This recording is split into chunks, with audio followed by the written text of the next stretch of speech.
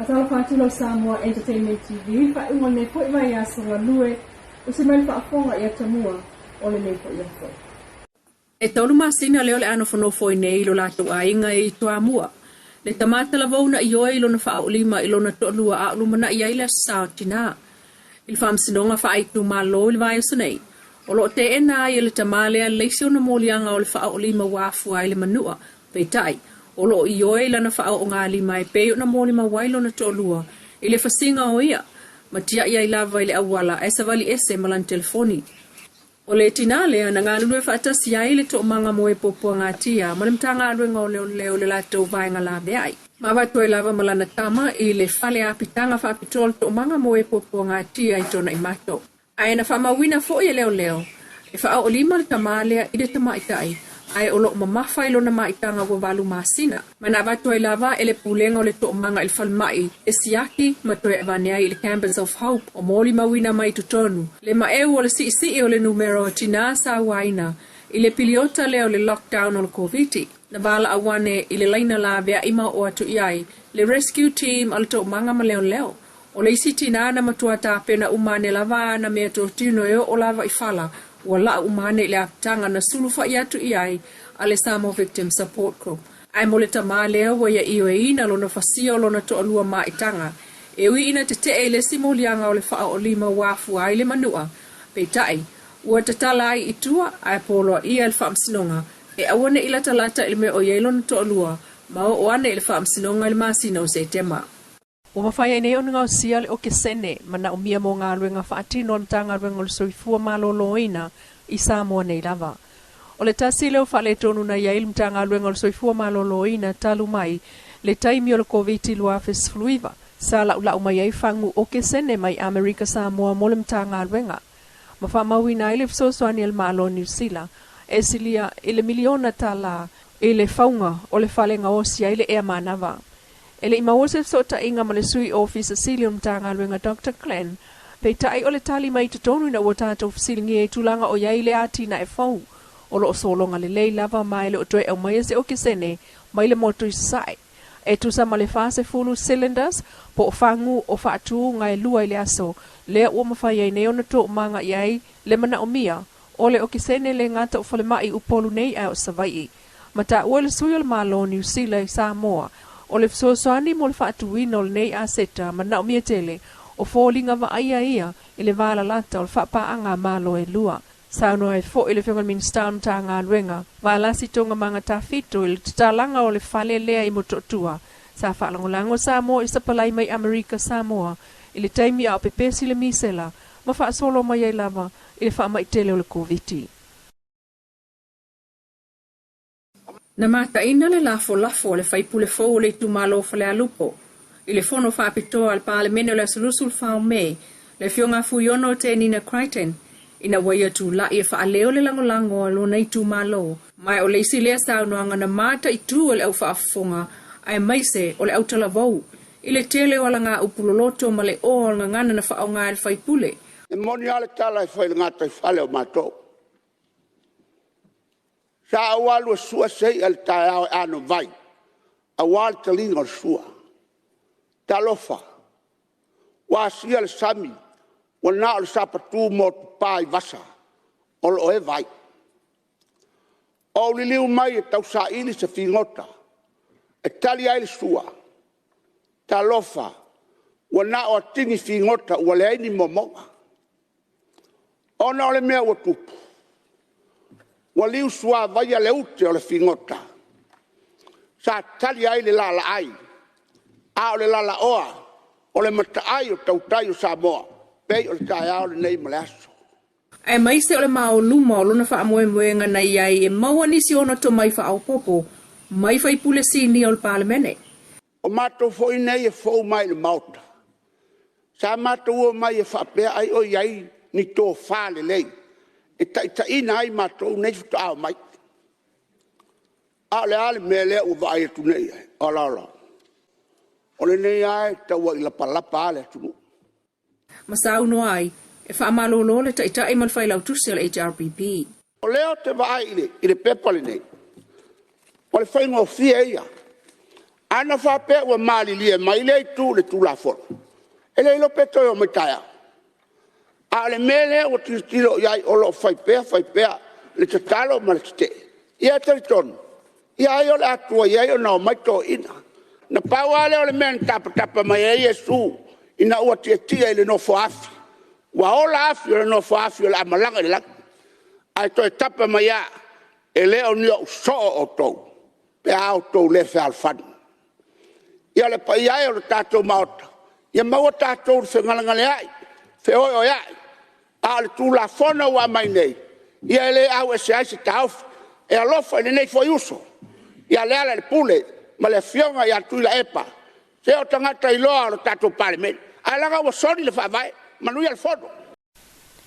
E se le lua se lau au fai pisini se au fiai fale ainga ma le au fai fale tali malo na awai le fono. Na tu whaatasia le pulengo tulisi. A wata apenanga mo le anga iluma e maiso le taimi e te talai fai ngā malanga tangata ta whao. Taunu umai ile tunu ulmasino o kuso. O atangi ai le fiafianga tele le pulengo tulisi a lau fai pisinisi. Masau no whaapito ai minsta tulisi le fionga a toe sulusulu Cedric Schuster.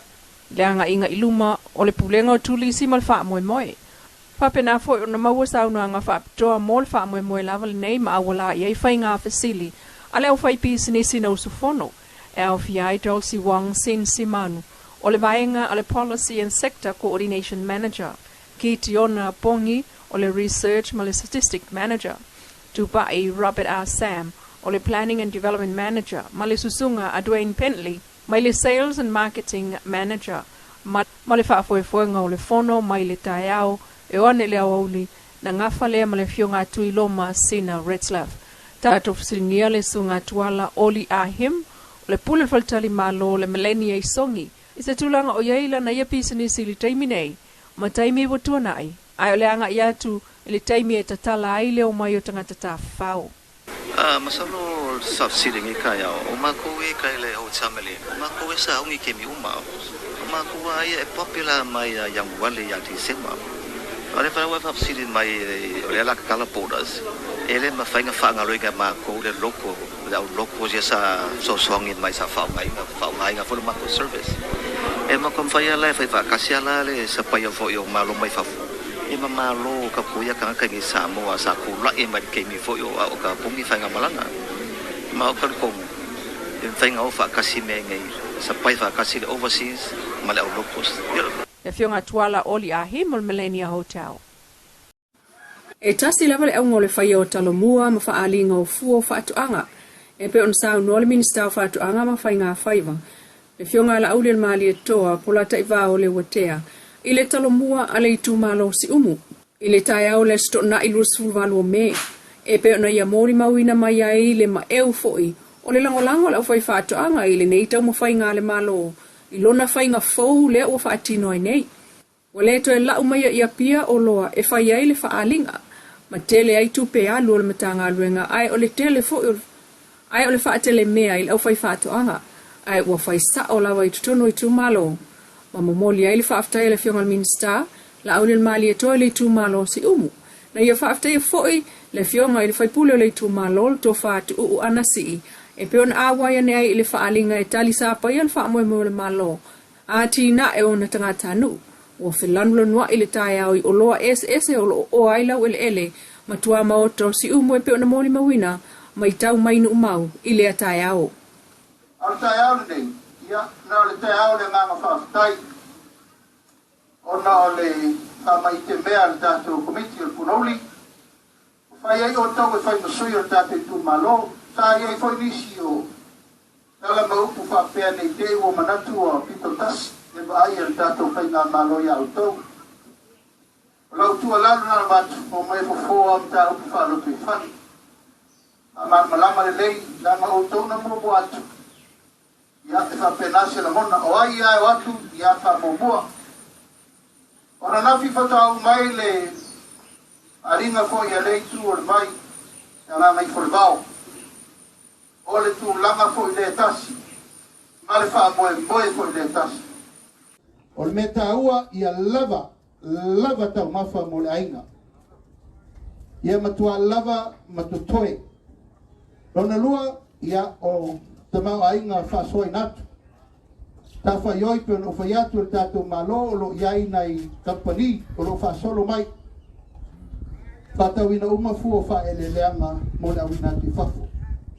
A tūlanga wholo iai tātou maketi nei ia o te le whaiatu. Nai le tātou maketi.